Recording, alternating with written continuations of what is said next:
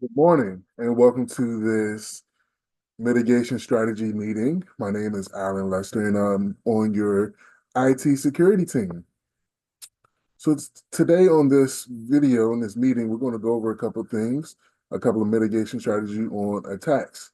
Now, some of the attacks that we're going to go over real quick is butterfly, overflow, privilege escalation, rootkits, Trojans, backdoor viruses, return oriented programs, and common social engineering attacks. Now, I can sit here and just talk to you and explain everything, but I wanted to be a little bit more dynamic than that. So what I did was I came up with a video, I created a video to kind of explain with better visuals and a little bit more pop than I could. So what I'm going to do is I'm going to share my screen and we're going to play this video and then we're going to go over a little bit of hacking that I did in a virtual box that I created. And so once we finish this video, we'll go into that and we'll check it out.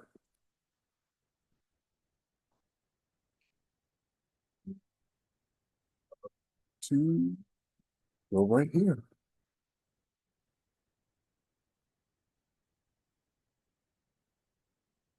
So I won't be a distraction. I'm going to cut my video off and we're going to play.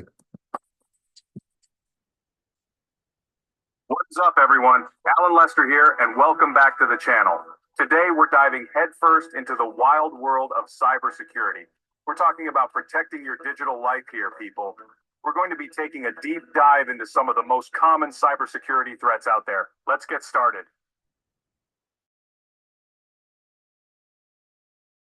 With a classic attack, the buffer overflow.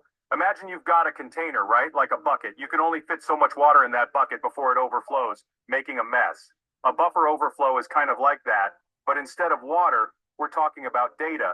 And instead of a bucket, it's your computer's memory.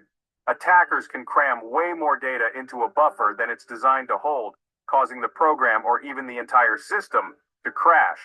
But here's the scary part. A well-crafted buffer overflow attack can inject malicious code into your computer, giving attackers control over your system. So, you know how in those spy movies, the bad guys are always trying to steal secret codes or access restricted areas? Well, privilege escalation is kind of like that. Think of it like this. You've got regular users who can do basic stuff like browsing the web and checking email.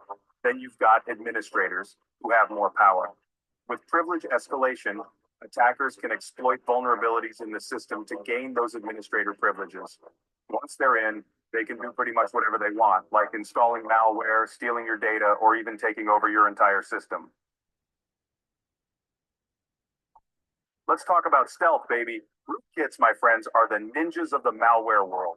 They're sneaky, they're silent, and they're designed to stay hidden on your system for as long as possible. They burrow deep into your system, often into the operating system itself, and then they cover their tracks like a pro. The longer a rootkit can stay undetected, the more time it has to do its dirty work. Rootkits can be incredibly difficult to detect, even with antivirus software. Remember the Trojan War? You know, the one with the giant wooden horse? Well, Trojan malware is kind of like that. Trojans rely on deception. They disguise themselves as legitimate programs like video players, file converters, or even antivirus software. Once inside, Trojans can unleash all sorts of havoc, like stealing your passwords, logging your keystrokes, or giving attackers remote control of your computer. And the worst part? You might not even realize you've been infected. All right, let's talk about backdoor. We're talking about digital backdoors, those sneaky ways of bypassing normal authentication to gain unauthorized access to a system. Think of it like this. Your computer system is like a house, and the front door is your main login screen. Attackers can create backdoors by exploiting vulnerabilities in software or by installing malware that gives them remote access to your system.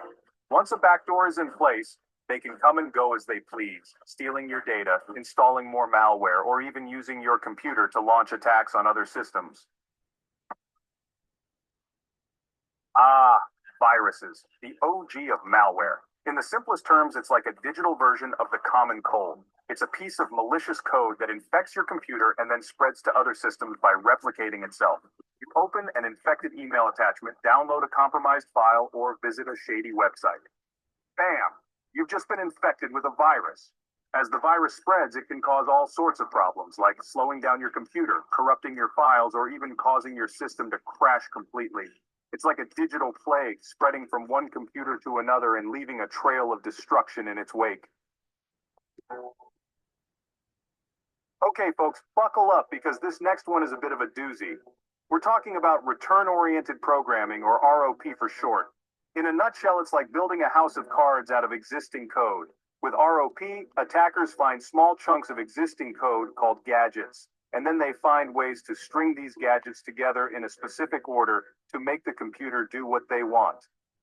ROP allows attackers to bypass certain security measures that are designed to prevent the execution of malicious code.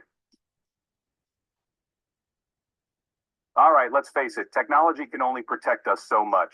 At the end of the day, humans are often the weakest link in the cybersecurity chain. Social engineering is all about manipulating people into doing things they shouldn't, like giving up sensitive information or clicking on malicious links. Attackers use a variety of techniques to trick you, including phishing emails, baiting, pretexting, and even good old-fashioned impersonation. Social engineering attacks can be incredibly effective. After all, it's much easier to trick a person than it is to hack into a computer system. And there you have it, folks, a crash course in cybersecurity threats and how to protect yourself from them. Remember, cybersecurity is an ongoing battle. The threat landscape is constantly evolving, so it's crucial to stay informed and stay vigilant. Keep your software updated. Be cautious about the links you click and the files you download, and never, ever give out your personal information to anyone you don't trust. Until next time, stay safe, stay secure, and keep those firewalls strong.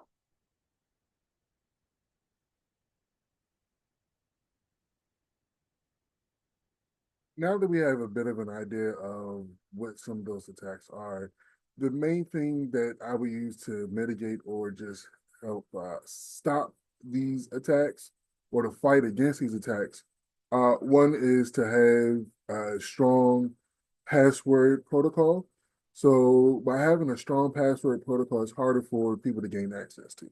So I would suggest that you don't use two things that are too familiar numbers or numbers that are in sequential order. So nothing like uh, your last name and 1, 2, 3, 4. Don't use your birthday for passwords or anything too familiar. You want to use strong words, uppercase letters mixed with lowercase letters mixed with numbers. Also, another thing that will help with that is to consistently change your password. I would say every 90 days, uh, yeah, about every 3 months to 6 months to change your password. That way, it's harder for anybody to exploit your password or exploit weak passwords at that. Firewalls are a big must. Firewalls definitely help the system as a whole, as a large. Also, having very strong anti uh, malware software, antivirus softwares as well. Consistent updating the system. Those are things that I would do. Definitely consistently updating the system. That way, it makes it harder for people to exploit, especially doing it remotely. There are issues where people can do it in person, but having an inside person definitely does hurt all these steps. But if somebody's trying to attack from the outside, these are some of the steps I would take to protect personal data, sensitive data, data that you just don't want to get out there. Um, Now, I did do a little bit of hacking, if you will, myself of VirtualBox I created. I used my Linux box to get into a very vulnerable system called Cheoptrix. I'm going to share my screen once again to show you a couple things.